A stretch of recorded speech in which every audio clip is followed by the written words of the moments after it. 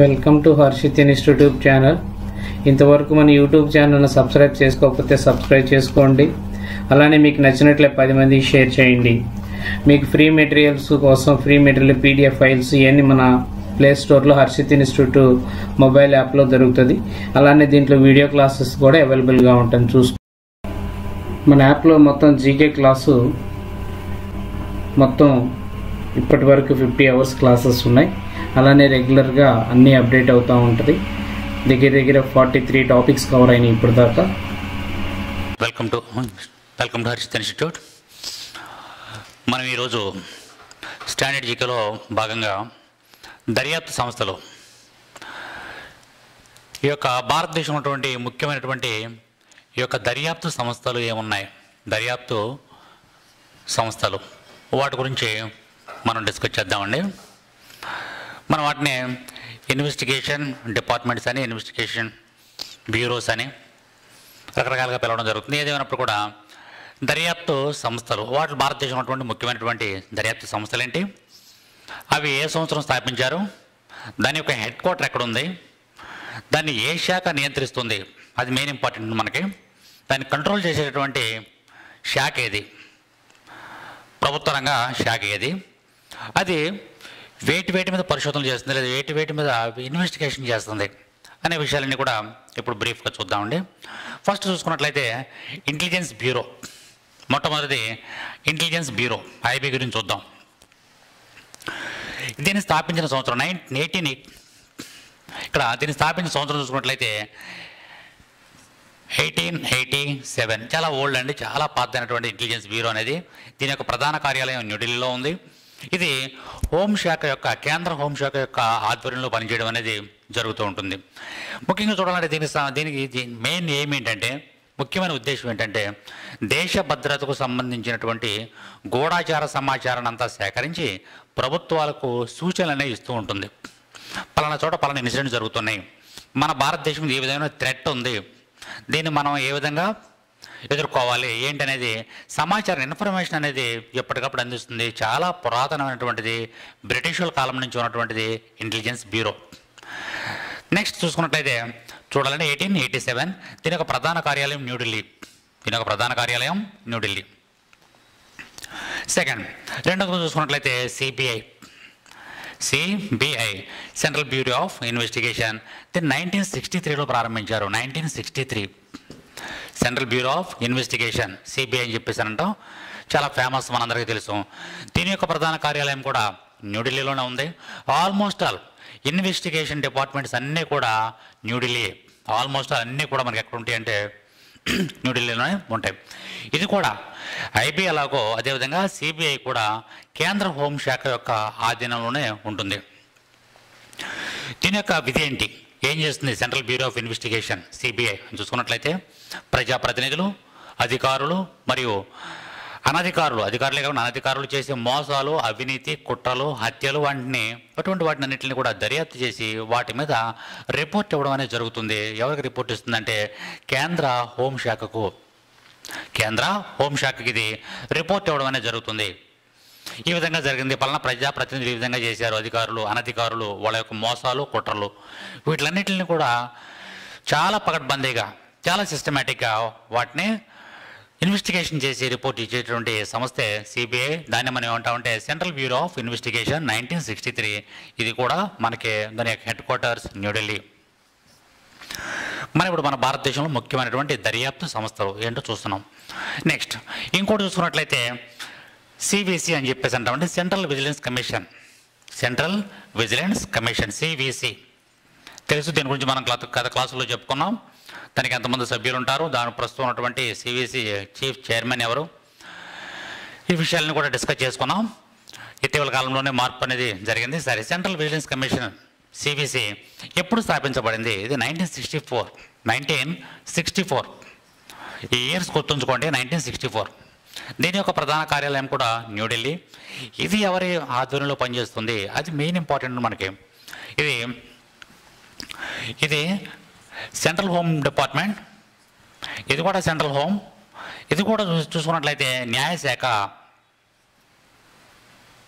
ఇది న్యాయశాఖ యొక్క ఆధ్వర్యంలో పనిచేయడం అనేది జరుగుతుంది. కాబట్టి సిబిసి అనేది 1964లో స్థాపించబడింది. దాని యొక్క ప్రధాన కార్యాలయం న్యూఢిల్లీ. మరియు ఇది ఎవరి ఆధీనంలో పనిచేస్తుంది? సెంట్రల్ విజిలెన్స్ కమిషన్ అని చెప్పేసి హోంశాఖ కాదండి, న్యాయశాఖ ఆధ్వర్యంలో పనిచేస్తుంది. ప్రభుత్వ పాలనతో అవినీతిని నిరోధించుటకు దీన్ని ఏర్పాటు చేయడం జరిగింది.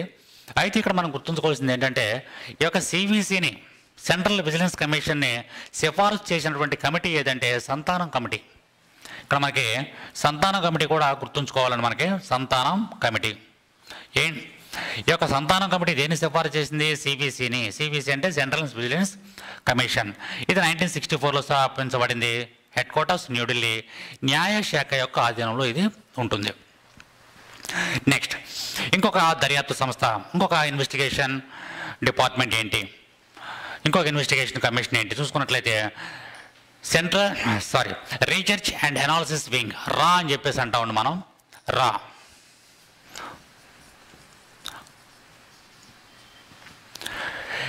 ఇక్కడ మనకి రా అంటే అర్థం ఏంటి? Research and analysis. Research and analysis wing. Research and analysis wing దీన్ని స్థాపించినటువంటి సంవత్సరం 1968. దీన్ని 1968లో ఇయర్స్ గుర్తుంచుకోండి, 1968. దీని యొక్క ప్రధాన కార్యాలయం కూడా న్యూఢిల్లీలో ఉంటుంది. ఇది ఎవరి ఆధ్వర్యంలో ఉంటుంది? ఇది కూడా కేంద్ర హోంశాఖ, సెంట్రల్ హోమ్ డిపార్ట్మెంట్. అదేవిధంగా ఇది కూడా సెంట్రల్ హోమ్, కేంద్ర హోంశాఖ ఆధీనంలో ఉండడం అనేది జరుగుతుంది. రా కాబట్టి ఇక్కడ మనకి ఐబీ కానీ, సిబిఐ కానీ, రా కానీ ఈ మూడు కూడా కేంద్ర హోంశాఖ యొక్క ఆధీనంలో ఉంటుంది. సిబిసి అనేది న్యాయశాఖ యొక్క ఆధీనంలో ఉండడం జరుగుతుంది. రా యొక్క విధి ఏంటి? బ్రీఫ్గా రా ఏం చేస్తుంది? రీసెర్చ్ అండ్ అనాలిసిస్ వింగ్ రా చేసిన ముఖ్యమైన పని ఏంటి? మన దేశం యొక్క ప్రధాన గూఢాచార సంస్థ ఏదంటే రా అని చెప్పుకోవచ్చు. మనకి ఇతర దేశాలతో అటు పాకిస్తాన్ కానీ, ఆఫ్ఘనిస్తాన్ కానీ, శ్రీలంక మరియు భారతదేశం సరిహద్దు దేశాలు, అదేవిధంగా ఇతర దేశాల్లో మన భారతదేశం మీద ఏమైనా థ్రెట్ ఉందా, ఏమన్నా దాని మీద భారతదేశం మీద ఏమైనా సరే ఒక వ్యతిరేక కార్యకలాపాలు ఏమైనా ఏ దేశం ఏమైనా చేస్తుందా, దాన్ని మనం ఏ విధంగా నిరోధించాలి అని చెప్పేసి వాటి గురించి ముఖ్యంగా పరిశోధించేటటువంటిది, ముఖ్యంగా దాని గురించి అనాలిసిస్ చేసేటటువంటి ముఖ్యమైన సంస్థ ఏదంటే మనకి రా. కాబట్టి రా అనేది చాలా చాలా ఇంపార్టెంట్ మనకి. ఇది కేంద్ర హోంశాఖ ఆధ్వర్యంలో పనిచేస్తుంది. భారతదేశానికి సంబంధించి ప్రముఖమైనటువంటి గూఢాచారి సంస్థ ఏది అంటే రా, research and analysis wing. Research and analysis wing అనేది భారతదేశంలో ప్రముఖమైనటువంటి గూఢాచారి వ్యవస్థ, గూఢాచారి సంస్థ. దీన్ని 1968లో ప్రారంభించారు. దీని యొక్క ఇది ఎవరి యొక్క ఆధీనంలో పనిచేస్తుందంటే సెంట్రల్ హోమ్ మినిస్ట్రీ, కేంద్ర హోమ్ డిపార్ట్మెంట్, హోంశాఖ ఆధ్వర్యంలో ఇది పనిచేయడం అనేది జరుగుతుంది. నెక్స్ట్ అదేవిధంగా చూసుకున్నట్లయితే లోక్పాల్, లోకాయుక్త ఈ రెండు కూడా. లోక్పాల్ చూసుకున్నట్లయితే 2018, లోకాయుక్త 2019, లోకాయుక్త 1983లో వీటిని స్టార్ట్ చేయడం జరిగింది. ఇవి స్వతంత్ర సంస్థలు, ఇవి కూడా హెడ్ క్వార్టర్స్ అన్నీ కూడా న్యూఢిల్లీలో ఉన్నాయి. అయితే వీటి యొక్క ఇంపార్టెన్స్ ఏంటంటే భారతదేశంలో ఉన్నటువంటి రాష్ట్ర స్థాయిలోనూ మరియు కేంద్ర స్థాయిలోనూ ఈ యొక్క ఎవరికైనా సరే న్యాయం లేకపోయినట్లయితే వాళ్ళకి న్యాయం అందించే విధంగా ఇవి పాటుపడడం అనేది జరుగుతుంది. ఈ లోక్పాల్, లోకాయుక్త సపరేట్ టాపిక్ చూద్దామండి మనం. లోక్పాల్ మరియు లోకాయుక్త వారన్నింటి గురించి కూడా సపరేట్. అవి ఎప్పుడు స్టార్ట్ అయినాయి, దానికి ఇంపార్టెన్స్ ఏంటి, వాటి గురించి అవి రాజ్యాంగబద్ధమైన సంస్థలా లేదా చట్టబద్ధమైనటువంటి సంస్థలా, వాటిని ఎప్పటి నుంచి అమల్లోకి వచ్చినాయి, ప్రస్తుతం ఉన్నటువంటి లోక్పాల్ ఎవరు, దాంట్లో ఎంతమంది మెంబర్స్ ఉంటారు, ఏంటి అనే విషయాలన్నీ కూడా లోక్పాల్ మరియు లోకాయుక్త అనేవి ఒక సపరేట్ వింగ్గా మనం చూద్దాం. Next national investigation agency, NIA. National investigation agency ఇది 2009వ సంవత్సరంలో దీన్ని ప్రారంభించడం జరిగింది. 2007. దీని యొక్క ప్రధాన కార్యాలయం కూడా న్యూఢిల్లీ. ఇది ఎవరి యొక్క ఆధ్వర్యంలో? Department of personal and training అనేటువంటి ఒక ప్రత్యేకమైనటువంటి సెంట్రల్ గవర్నమెంట్ డిపార్ట్మెంట్లో ఇది వర్క్ చేయడం అనేది జరుగుతుంది. దీన్ని ఎప్పుడు ఏర్పాటు చేశారు?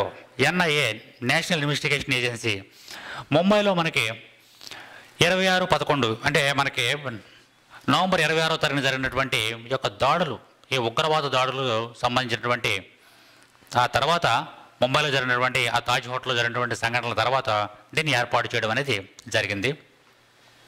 ఏదండి NIA, నేషనల్ ఇన్వెస్టిగేషన్ ఏజెన్సీ. అది చాలా ఇంపార్టెంట్, స్పెషల్గా ఏర్పాటు చేశారు దాన్ని. అంటే పురాతన కాలం నుంచి మన రాజ్యాంగంలో కానీ లేకపోతే రాజ్యాంగబద్ధంగా కానీ చట్టబద్ధంగా ఏర్పాటు చేసింది కాదు. ప్రత్యేకంగా ముంబై అల్లర్ల గురించి, ముంబైలో జరిగినటువంటి దాడుల గురించి, ఆ దాడుల నేపథ్యంలో ఏర్పాటు చేసినటువంటిది నేషనల్ ఇన్వెస్టిగేషన్ ఏజెన్సీ. అది కూడా గుర్తుంచుకోవాలి. Next, national counter terrorist council. National counter terrorist council, NCTC. దాన్ని మనం ఏమంటామంటే NCTC అంటామండి. NCTC, national counter terrorist council. దీన్ని